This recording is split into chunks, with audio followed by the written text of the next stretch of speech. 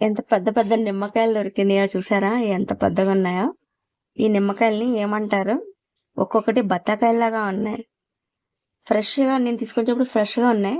2 రోజులు అయిపోయింది తీసుకొచ్చి. ఈరోజు పచ్చడి పెడదామని తీసుకుని శుభ్రంగా కడిగి పెట్టుకున్నాను. చక్కగా ఆరిపోయినాయి కడిగిన తర్వాత.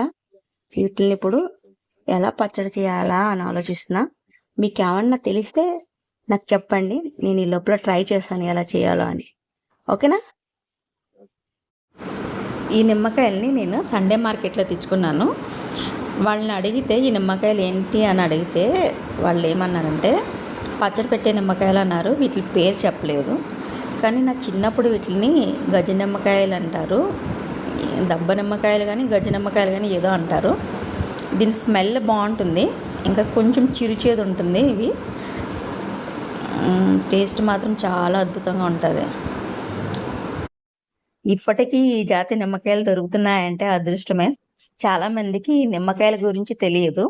చిన్నప్పుడు అయితే మేము చూసాం ఈ నిమ్మకాయల చెట్టుని. ఇప్పుడు వాళ్ళకైతే తెలియదు ఇవి నిమ్మకాయల బత్తాకాయల అని. స్మెల్ మాత్రం నిమ్మకాయల వాసనే వస్తుంది. టేస్ట్ అయితే సూపర్.